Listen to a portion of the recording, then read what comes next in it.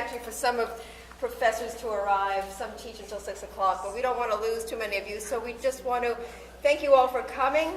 This is the 6th annual Curatorial Fellowship Exhibition in its 6th year and going strong, and really going and growing strong. So wonderful to have 2 grad students from the art history program who are about to graduate with their MA, Sarah Horowitz and Claire D'Amato. Each year, it's just a whole new perspective on the collection, a whole new theme based on their research, based on the connection to the faculty. So this year, an interesting architectural component to it. Tim Rowan, one of the professors in the art history program, has been their mentor and guide throughout their career. Guru Chakmak, who is new to the program, 2 years into the art history program in 19th century. So, this is an interesting idea of having architecture and the antecedents to modern contemporary art. It's quite fascinating, but it's your eyes. It says curator, apostrophe, curators, singular perspective. They worked really in tandem, so close allied in their view of this whole exhibition. So a wonderful perspective to see new works afresh, some things that I had never seen, my staff had never seen, just to pull it out of the collection and have it viewed to the public. So to thank Claire and Sarah, to thank Guru, to thank Tim, my own staff, Justin Griswold, our collection manager, who worked very closely with the students, Craig Elvin, installation design, our Ava Fierst education curator, who has been key to getting our collection seen by as many people as possible. And this is sort of a culmination of an important year for our education program. And Lori Trollman, who will soon be leaving, our business and communications manager, printing the brochure. I hope you all pick up a copy. It was just hot off the press. We printed it in-house, the curator's essay and checklist. So anyway, thank you all. I'm going to turn it over to Ava to say a few words about the program, and then to Claire and to Sarah to talk about why. Why these words? Why are we here? Thank you. Thank you very much, everybody, for coming. Appreciate your interest in this project and the program. We consider ourselves extremely lucky to be part of a university, a research university, and a space where we have graduate students that we can engage with us to have a very unique experience. I don't think that experience exists anywhere in the Valley, and I have not done enough research which institutions or museums are having this kind of a graduate student level curatorial program or museum studies in a fairly advanced version. So we decided to find ways to animate our collection and having still at the same time a teaching experience for students pursuing an advanced degree. So we thought it would be wonderful and worked with the art history department and introduced them to the idea, which was received with much enthusiasm. And so this is a project that takes a year, an academic year, to fit into the student's schedule because there are so many details and it heats up towards the end. It's exactly the time when it heats up for the graduate students as well, with comps and last minute and that was just very complex. So we have a certain timeline to keep things on track, and we are introducing the fellows to the entire breadth of a museum exhibition. That starts with figuring out your money sources and how do you make this happen on in our case, shoestring, and trying to figure out how to stay in a timeline and with all the various different milestones within that year, considering very much their own schedule that is probably quite intense already because they are teaching assistants and they are working on their final thesis and so on. I don't want to get further into this because they will talk more about their experience and about what's hanging on the walls. I just would like to mention one more thing, And that is, we are starting now to have more interest for this curatorial fellowship that's beyond art history. And we are excited that possibly we could have curatorial fellows from the public history program or from anthropology, and could put things together from different collections at UMass that are usually super hidden. So we could imagine collaborations between art historians and archaeologists, so public history people. So that is just the beginning of something that are very contemporary museum practices, and we would like to use them here as a lab for those kind of adventures. So thank you very much again, and we are the protagonists.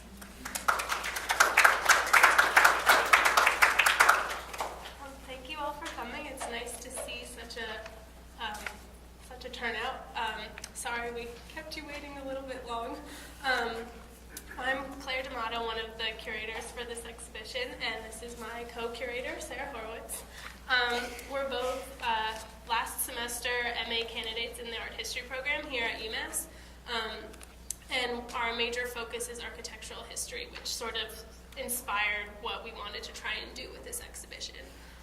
So really quickly, we wanted to just thank the museum staff, Loretta, Ava, Justin, Craig, Lori, and everyone else involved in sort of helping us get this from our heads into an actual space. And then we really wanted to also thank Gulru and Tim for your help in this whole process and inspiring us and answering our questions and sort of giving us some good ideas to run with. So thank you.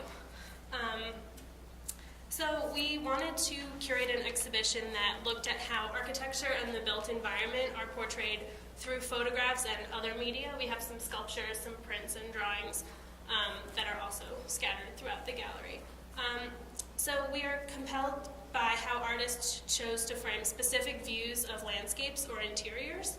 We really liked the appeal of having figureless drawings and images because they really help the viewer to sort of insert themselves in the scene and imagine themselves in the environment that's being portrayed in front of them. As opposed to when you have a lot of figures or even a few figures, it's sort of like the environment has been decided for you and it's harder for you to maybe see yourself in that sort of a space. The majority of the images that we chose are from post-war Europe and America. For example, Eugene Smith's photograph entitled Bridges at Night, which is on that wall over there, from 1955 to 56. The image is part of the Pittsburgh Project, which was a photographic essay documenting daily life in Pittsburgh. And we picked that image because it presents the audience with a dual perspective of the city, letting you capture a glimpse of maybe what's going on in the urban space, but also the city that's reflected in the water itself. And because of the reflection and the sort of glare from the nighttime lights, you can get a sense that there might be a fleeting reality or different moments that you could capture within that image. We also like how it mirrors other images that are in the exhibition, such as Elliot Erwitt's photograph of Mies van der Rohe's courthouse building in Chicago, which was completed in 1964, and the photograph, yep, that one.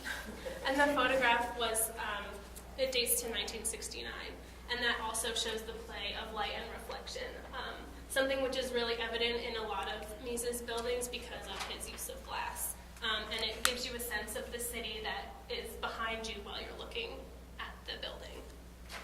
These images display multiple views of the city within one frame and speak to our interest in architecture and the built environment and how it shapes the conception of space, which is something that we've been really interested in throughout our whole careers here at UMass. We also learned while we were putting together the exhibition that Joel Meyerowitz's The Arch from 1981, which is in the far room on the far wall, showcases Eero Saarinen's Gateway Arch from 1965 in St. Louis from an unconventional angle. So again, another tie to an architect and a famous city landmark.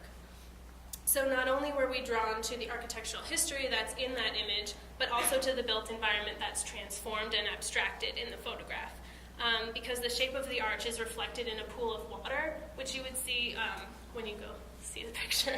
And it's abstracted sort of the angle of the arch, so you both see it in front of you, obscured by a building, but also on the ground in front of you too. And it leads you deeper into the picture, which is what we're hoping will happen with a lot of the pictures here. So another major theme in our exhibition is this idea of interior scenes. And it was something that intrigued us during the process of curating this show. Some of the images we actually were able to get on loan from the 5 Colleges consortium. So some of the images come from Smith and Amherst College. So while we were browsing the collections online, we came across this 19th century painting by John Lafarge called The Chair that we felt would complement more contemporary works, such as Ralph Gibson's Doorways in Mexico from 1972, which is to the right of the John Lafarge, and Jane Tuckerman's Studio Bedroom from 1981. While there's something intimate about these scenes, they also evoke a sense of mystery and uneasiness. The austerity of the doorways, isolated chair, and bedroom in this grouping of images makes the viewer think more closely about what is pictured and what is not. In this way, these images carefully juxtapose absence and presence, and it is up to the viewer to complete the narrative. We were also interested in bringing in objects that were not just photographs or two-dimensional works. So we have actually a sculpture featured in the gallery through this opening right here. This sculpture is entitled Zag. It's by Roger Jorgensen, and it's actually a maquette that was executed in 1967 for a larger environmental sculpture called Gemini 7 from 1971. And it's an interesting story because originally we were going to display it attached to the wall, but then Justin was able to get in touch with the artist himself, and he told us that the sculpture was supposed to be either put on the ground or on top of a pedestal. So it's on a pedestal. But we actually thought it actually looked very, very interesting actually on the wall too. So this has also been an experience in terms of working with various ways of displaying artworks as well. So interesting story about that. And then adjacent to the sculpture, we also have a work by Ani Rivero de Cueva, yes. And he's actually a local artist here. That's right. Yes. Hi. We wanted to give a shout out to you. So his work, Totentans, number 20, is in this gallery over here. And it was Totentans means dance of death. And it was the central theme of a 16th century manuscript by Hans Holbein the Younger. And it's a combination of vintage prints and original shots that make the image from a manipulated negative. So again, going in with our themes of sort of manipulating views, how artists create different views and construct different views for the viewer. But all in all, we want this group of diverse images to speak for themselves and encourage you to take a closer look and reflect upon how the view is captured in numerous ways within art and everyday life. So, thank you.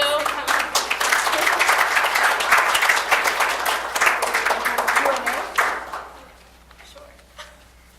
If there's any questions or thoughts, we would be happy to entertain them. To the best of our ability, anyway. Yes. What was the most complicated aspect of this journey that you took for the last year?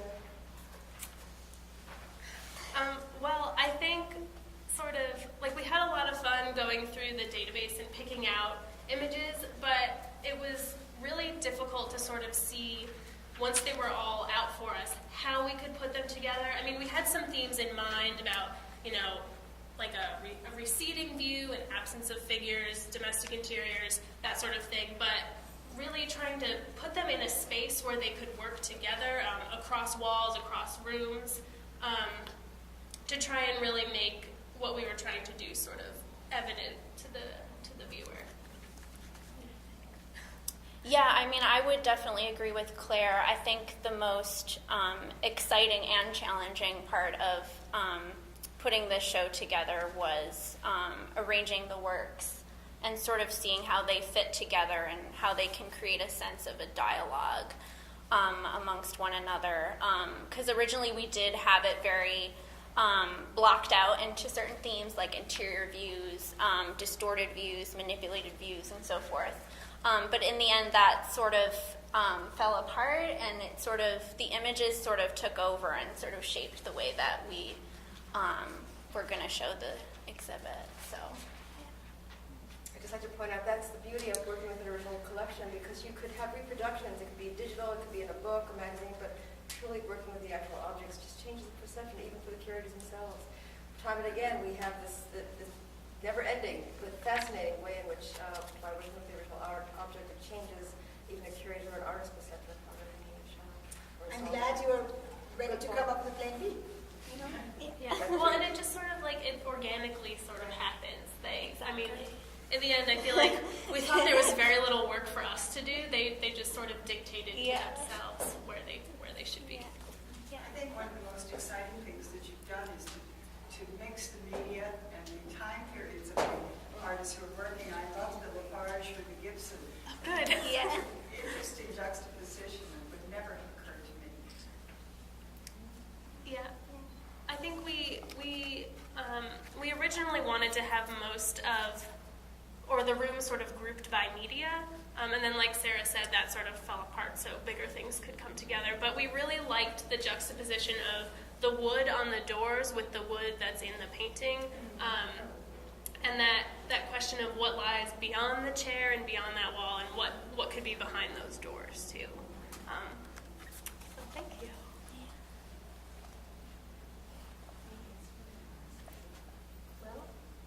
Now time to look. Yes.